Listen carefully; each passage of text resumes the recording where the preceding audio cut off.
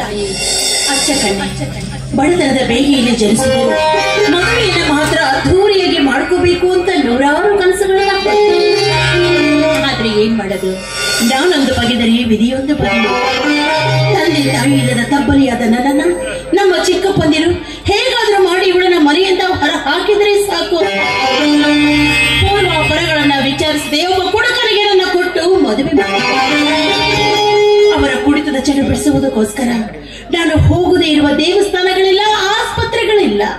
ಆದ್ರೂ ಇಲ್ಲ, ದೇವರು ನನ್ನ ಮೇಲೆ ಕಣ್ಣು ಬಿಡ್ಲೇ ಇಲ್ಲ. ಆದ್ರೆ ಅದೃಷ್ಟವೆಂಬಂತೆ ಒಬ್ಬ ಮುದ್ದಾದ ಮಗುವನ್ನ ಕಲ್ಪಿಸಿದ್ದಾನೆ. ಅವನ ಲಾಲನೆ ಪಾಲನೆ ಮಾಡ್ತಾ ಅವನೊಬ್ಬ ದೊಡ್ಡ ವಿದ್ಯಾವಂತರನ್ನಾಗಿ ಮಾಡಿದ್ರಷ್ಟೇ ಸಾಕು ಅಂತ ಕನಸು ಕಾಣ್ತಾ ಇದ್ದೀನಿ.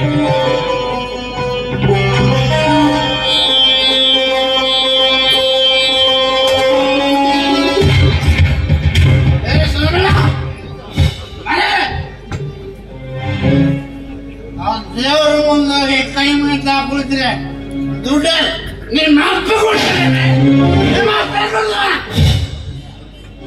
ಏನ್ರಿ ನೀವು 3 ಹೊತ್ತು ಕುಡಿದಕ್ಕೆ ದುಡ್ಡು ಬೇಕು ದುಡ್ಡು ಬೇಕು ದುಡ್ಡು ಬೇಕು.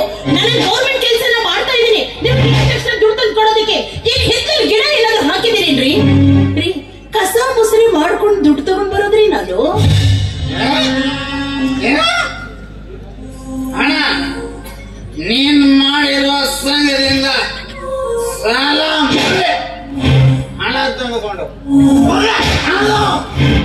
ಏನು ಕರ್ಮಾರಿ ಇದು? ನಿಮ್ಮನ್ನ ಮದುವೆ ಆದಾಗಿದ್ದನು ಸುಖ ಅನ್ನೋದು ನನಗೆ ಕನಸಿನ ಮಾತೆ ಆಗೋಯ್ತು. ಬರೀ ಕಣ್ಣಿನಲ್ಲಿ ಕೈ ತೊಳೆ ಹಾಗೆ ಮಾಡಿಬಿಟ್ರಲ್ಲ ರೀ, ಕೈ ತೊಳೆ ಹಾಗೆ ಮಾಡಿಬಿಟ್ರೆ. ಅದು ಸುಖ ಸುಖ ಅಂತ ನಮ್ಮ ಮನೆಗೆ ಒಬ್ರು ಸಾವುಕಾರ ಬರ್ತಾ ಇದಾರೆ. ಸಾವುಕಾರು ಏನು ಕದಾ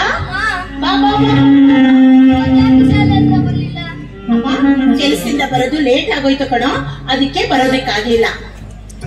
ನಾಳೆ ಬರ್ತೀನಿ ಆಯ್ತಾ? ಒಳಗಡೆ ಹೋಗಿ ಓದ್ಕೋ. ಹೋಮ್ವರ್ಕ್ ಎಲ್ಲ ತುಂಬಾ ಮಾಡೋದಿರುತ್ತಲ್ವಾ ನಿಮ್ಗೆ? ಹುಡುಗನ ಮುದ್ದು ಮಗಳ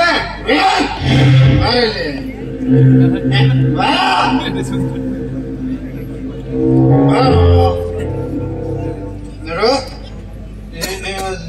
ಮನೇಲಿರೋದು ಬೇಡ, ಪಕ್ಕದ ಮನೆ ಆಂಟಿ ಮನೆಗೆ ಹೋಗಿ ಆಚೆ ಆಡ್ಕೋ. ಇಲ್ಲ ಇಲ್ಲ, ನಾವ್ ಓದ್ಕೊಳ್ಬೇಕು, ನಾವ್ ಹೋಗಲ್ಲ, ನಾವ್ ಹೋಗಲ್ಲ. ಏನ್ರಿ ನೀವು ಹುಡುಗನ ಹತ್ರ ಕನ್ನಡ ಹೋಮ್ವರ್ಕ್ ಮಾಡ್ಕೋ ರೀ. ಅದ್ಯಾರು ಬರ್ತಾರೆ ಅಂತ ಹೇಳಿದ್ರಲ್ಲ, ಅವ್ರಿಗೆ ಏನಾದ್ರು ಅಡಿಗೆ ಗಿಡಿಗೆ ಮಾಡ್ಬೇಕಾ ಹೇಳಿ. ಅಡಿಗೆ ಬೆಳಿಗ್ಗೆ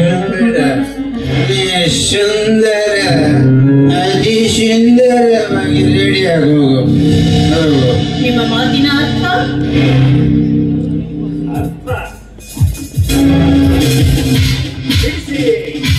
ನಾನು ಹೇಳುತ್ತೇನೆ. ನಿನ್ನ ಶಿಲಾದೇವಿ ಅಂತಿರುವ ನಿನ್ನ ಶಿಲೆಯನ್ನು ನನಗೆ ಅರ್ಪಿಸುತ್ತಾರೆ. ನಾಲ್ಗೆನ ಹತೋಟಿಯಲ್ಲಿ ಇಟ್ಕೊಂಡು ಮಾತಾಡಿ. ಇನ್ನು ಒಂದೇ ಒಂದು ಶಬ್ದವನ್ನು ಉಚ್ಚರಿಸಿದೆ ಆದ್ರೆ ಇನ್ನು ನಾಳೆಗೆ ಸೇರಿ ಬಿಡ್ತೀನಿ. ಏನ್ರಿ ನಿಮ್ ಎದುರಿಗೆ ಹೆಂಗಿನ ಬಾಯಿ ಬಂದ ಮಾತಾಡ್ತಾ ಇದ್ದಾರೆ, ಸುಮ್ಮನೆ ಇದ್ದೀರಲ್ಲ, ಅದೇನು ಅಂತ ವಿಚಾರಿಸಿ. ನಾನು ವಿಚಾರಿಸದ ಅವರು ಕೊರಳ್ಬಿಟ್ಟು ವಿಚಾರಿಸಕ್ಕೆ ನನಗೆ ಏನೇ ಅಧಿಕಾರ ಇದೆ? ನೋಡು, ಶ್ರೀಧವನವರು ಲಕ್ಷ ಕೊಟ್ಟು ಖರೀದಿ ಮಾಡ್ಕೊಂಡು ಬಿಟ್ಟಿದ್ದಾರೆ. ಹೇಳ್ತಾರಲ್ಲ, ಮೌನತಿ ಲಕ್ಷಣ ನೋಡ್ದಾಗಿರ್ಬೇಕು. ಏನ್ರಿ ಏನ್ ಮಾತಾಡ್ತಾ ಇದ್ದೀರಾ? ಕುಡಿದ ನಶೆನಲ್ಲಿ ನನ್ನ ಶೀಲವನ್ನು ನಿಮ್ಮ ಕುಡಿತದ ಚಟಕ್ಕೋಸ್ಕರ ಮಾರಾಟ ಮಾಡಿದ್ರ? ಇಷ್ಟೊಂದು ಕ್ರೂರವಾಗಿ ವಿಚಾರ ಮಾಡೋದಿಕ್ಕೆ ನಿಮ್ಮ ಮನಸ್ಸಾದ್ರೂ ಹ್ಯಾಕ್ ಬಂದ್ರಿ?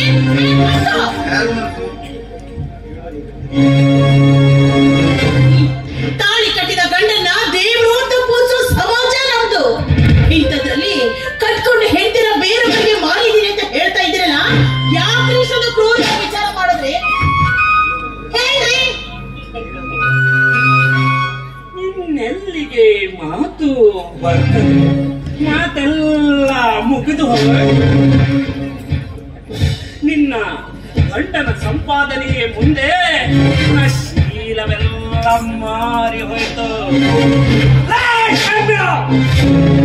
ಅಂದು ನನ್ನ ಕಳ್ಳ ವ್ಯವಹಾರದ ಬಗ್ಗೆ ಪೊಲೀಸರಿಗೆ ತಿಳಿಸಿ ಸ್ಟೇಷನ್ ಮೆಟ್ಟಿಲು ಹಾಕಿಸಿ ನೋಡಬಾರಲ್ಲ. ಕಷ್ಟಪಟ್ಟಿಯಲ್ಲ ಸೇಡನ್ನ ತೀರಿಸಿಕೊಳ್ಳಲಿಕ್ಕೆ ಹಣ ಕೊಟ್ಟು ಹಣ ಕೊಟ್ಟು ತೋರಿಸಲು ಬಂದಿರುವೆ. ಸೇಡು ಏನೆಂಬುದನ್ನು ಶಾಪ ಆಗೋದಿಲ್ಲ. ನೀನು ಮಾಡಿದ ತಪ್ಪಿಗೆ ಪ್ರಾಯಶ್ಚಿತ್ತ ಪಟ್ಟಿದ್ರೆ ಆ ದೇವರಾದ್ರೂ ನಿನ್ನ ಕ್ಷಮಿಸ್ತಾ ಇದ್ದೋ ಏನೋ. ಒಂದು ಹೆಣ್ಣಿನ ಶೀಲದ ಬಗ್ಗೆ ಇಷ್ಟೊಂದು ಕೇವಲ ಬಗ್ಗೆ ಮಾತನಾಡ್ತೀಯಲ್ಲ, ಬಹುಶಃ ನಿನ್ನ ತಾಯಿನೂ ಕೂಡ ನಿನ್ನ ಕೆಕ್ಕೀಳ ಮಟ್ಟದವಳು ಅಂತ ಅನಿಸುತ್ತೆ. ತಾಯಿಯ ಬಗ್ಗೆ ಮಾತನಾಡಿದಷ್ಟು ಧೈರ್ಯವಂತ ಸೊಕ್ಕಿನ ಸೋಡೆ. ನೋಡು, ಒಳ್ಳೆಯ ಮಾತಿನಿಂದ ಬಂದ್ರೆ ಸರಿ.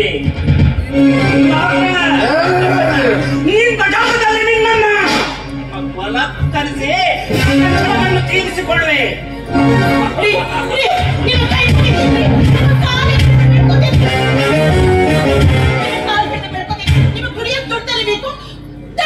ಭಿಕ್ಷೆ ಬೇಡಿ ಅದು ತಂದ್ಕೊಡ್ತೀನಿ. ಕಾಪಾಡಿ ಅಂದ್ರೆ ಈ ದುಷ್ಟರಿಂದ ಕಾಪಾಡಿ ಅಂದ್ರೆ ನೋಡ್ರಿ, ಕಾಪಾಡಿ ಕಾಪಾಡಿ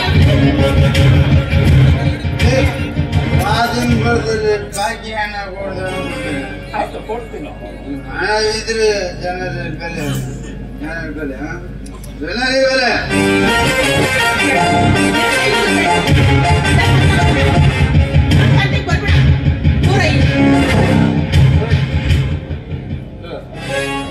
ಶೀಲ ಹೋದ್ರೆ ನಿನ್ ದೂರ ಬಿಡಲ್ಲ. ನಿನ್ನ ಗಂಡ ನಾನು ಹೇಳಿದ್ದೀನಿ ಹೋಗು. ನಿಮ್ಮ ಕೈ ಮುಗಿದು ಬೇಡ್ಕೊತೀನಿ, ಕೈ ಮುಗಿದು ಬೇಡ್ಕೊತೀನಿ. ದಯವಿಟ್ಟು ಇಂಥ ನಿರ್ಧಾರವನ್ನು ಮಾತ್ರ ತಗೋಬೇಡ್ರಿ. ತಾಳಿ ಕಟ್ಟಿದ ಗಂಡ ದೇವರು ಅಂತ ಪೂಜೆ ಮಾಡೋ ಸಮಾಜನೇ ನಮ್ದು. ಇಂಥದ್ರಲ್ಲಿ ನೀವು ಈ ದುಶ್ಚಟಕ್ಕೆ ಮಾರಾಟ ಮಾಡಿದಿರಿ ಅಂತ ಹೇಳ್ತಾ ಇದ್ದೀರಲ್ಲ, ನನಗೆ ಏಕಪತಿಯ ವ್ರತಸ್ಥನಾಗಿ ಸಾಯೋದಕ್ಕೆ ಅವಕಾಶ ಮಾಡಿಕೊಡಿ. ದಯವಿಟ್ಟು ನನ್ನ ಕಾಪಾಡಿ. ರಕ್ಷಣೆ ಮಾಡಲು ಇವನು ಶ್ರೀರಾಮಚಂದ್ರನು ಅಲ್ಲ. ಈಗ ನನ್ನ ಹತ್ರ ಬರಬೇಡ.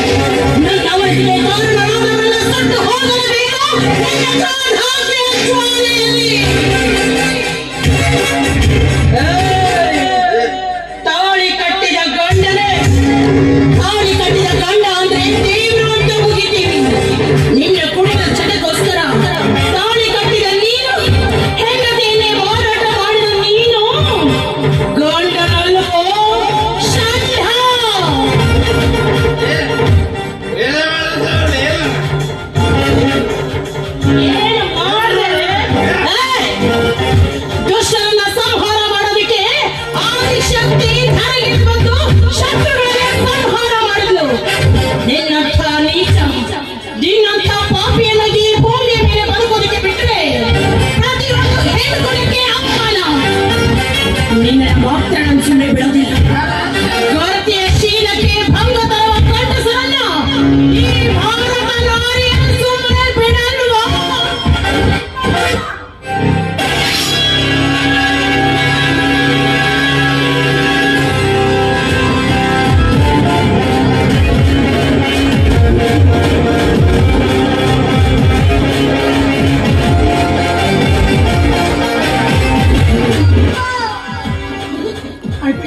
ಅದು ಕಿರ್ಚಾಡ್ಬೇಡ, ಅಕ್ಕಪಕ್ಕ ಜನ ಎಲ್ಲ ಬಂದ್ಬಿಡ್ತಾರೆ. ನೋಡು, ನೀನ್ ಇಲ್ಲೇ ಇದ್ರೆ ನಿನ್ನ ಭವಿಷ್ಯ ಹಾಳಾಗುತ್ತೆ. ಯಾರಾದ್ರೂ